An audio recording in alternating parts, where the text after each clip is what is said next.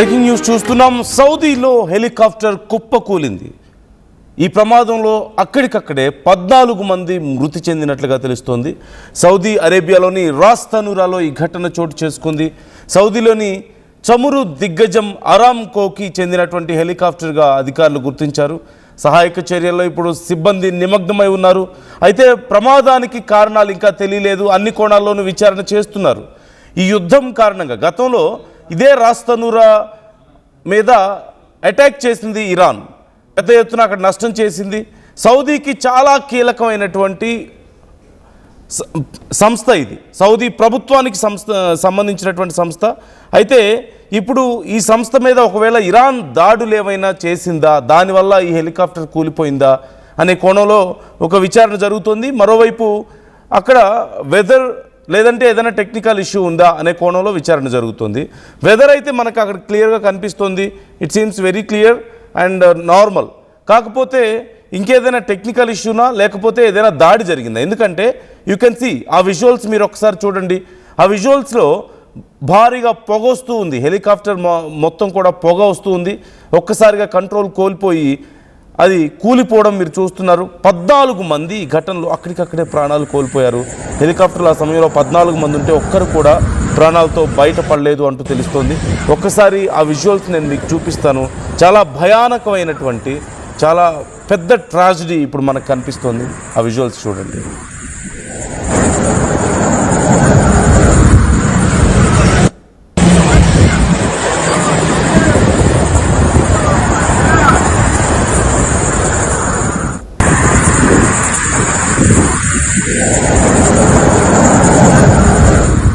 అప్పటికే మంటలు పొగ వస్తూ ఉన్నాయి ఆ హెలికాప్టర్లో. ఒక్కసారిగా హెలికాప్టర్ పూర్తిగా కంట్రోల్ కోల్పోయింది. ఆ మంటలు పొగ వస్తున్న సమయంలో ప్రమాదాన్ని గుర్తించి వెంటనే ఎక్కడో ఒక చోట ల్యాండ్ చేయడానికి ప్రయత్నించాడు ఆ పైలట్. అయితే ఈలోగానే పూర్తి స్థాయిలో గాలిలో చాలా తక్కువ ఎత్తులో ఉన్నప్పుడే ఒక్కసారిగా అది కంట్రోల్ కోల్పోయి తిరుగుతూ పూర్తి కింద కూలిపోవడం, ఆ ఘటనలో అది తర్వాత బ్లాస్ట్ అయిపోవడం చూస్తున్నాం.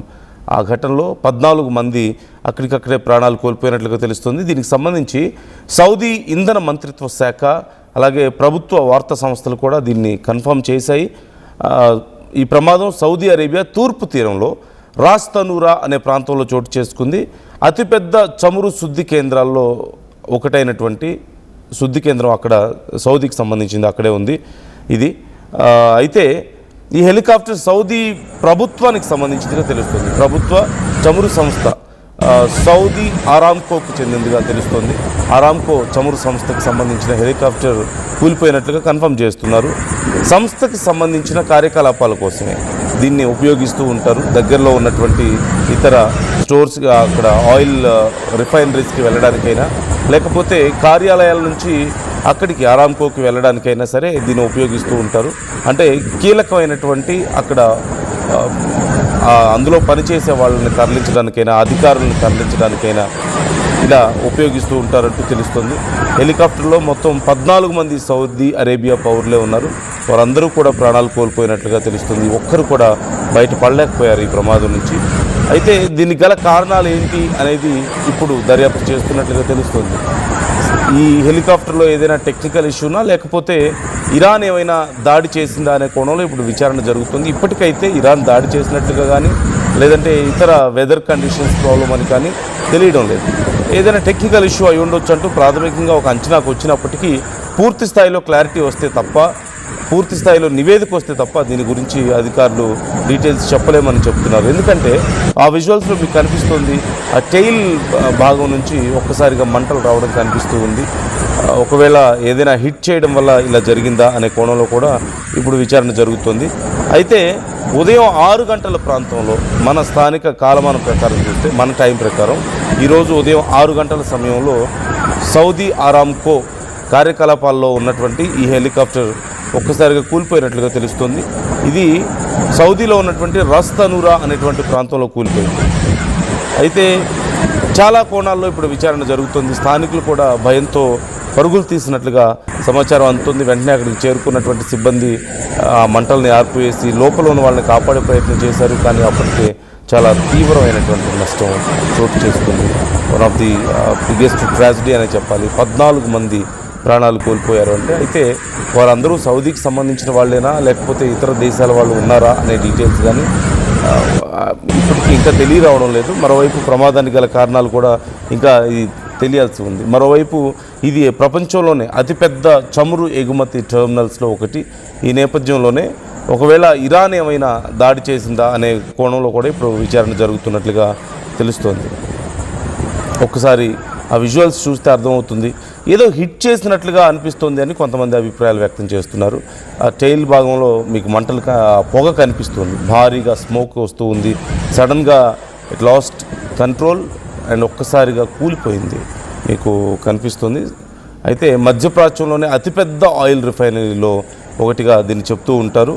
అలాగే ఈ ప్రాంతం స్ట్రైట్ ఆఫ్ హార్మోజ్కి చాలా క్లోజ్గా ఉండడం వల్ల కూడా ఇది చాలా కీలకమైనటువంటి ప్రాంతం ఒకటి. రెండోది, స్ట్రైట్ ఆఫ్ హార్మోజ్కి అతి దగ్గరగా ఉండడం వల్ల కూడా ఒకవేళ ఇరాన్కి ఏదైనా అడ్వాంటేజ్ దొరికి దాడి చేసిందా అనే కోణంలో ఇప్పుడు మరిన్ని ఆలోచనలు వస్తున్నాయి.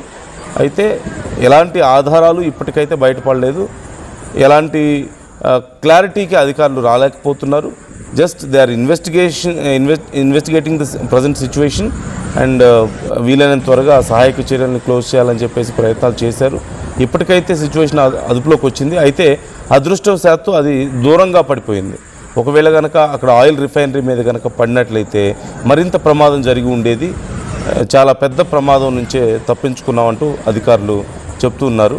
ప్రధానంగా దీన్ని ఎందుకు ఉపయోగిస్తారు అనే క్వశ్చన్ వచ్చినప్పుడు అయితే ఇది బెల్ లేదా ఎయిర్ బస్కి సంబంధించిన హెలికాప్టర్ అయి ఉండొచ్చు అని చెప్తున్నారు.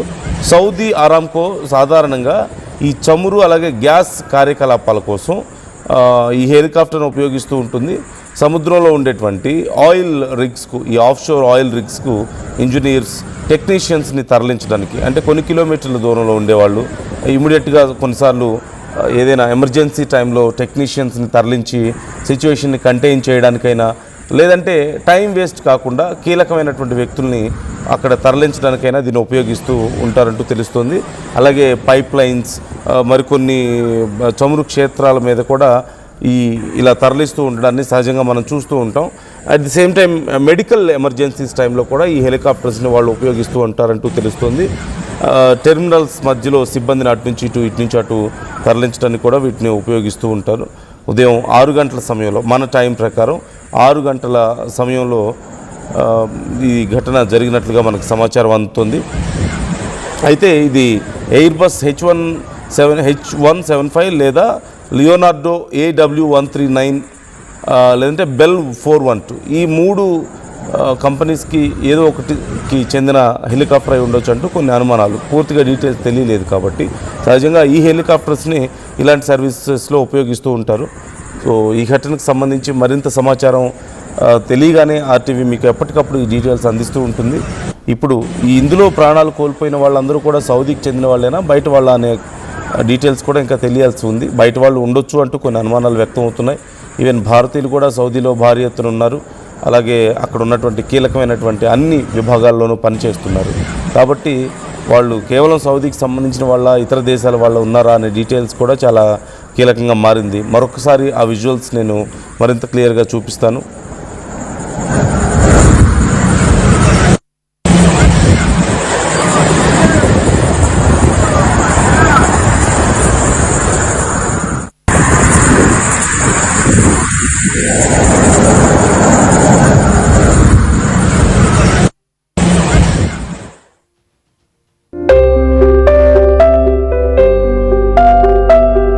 చిన్న చిన్న ఆనందాలు 35 ఏళ్లుగా నా జీవితంలో లేవు. 35 ఏళ్లుగా నేను డైపర్లలో బ్రతికాను. 6 సెంటీమీటర్ల ఫిస్టులా నా మూత్రాశయంలో లీకు కారణమైంది. ఎవరూ నాకు సహాయం చేయలేకపోయారు. AINUలో వైద్యులను కలిసే వరకు. అక్కడ వారు రోబోటిక్ శస్త్రచికిత్సతో నాకు పరిష్కారం ఇచ్చారు. వారు నా ఆత్మవిశ్వాసాన్ని కూడా తిరిగిచ్చారు. Precision care makes it possible. The Center for Robotic Surgery at AINU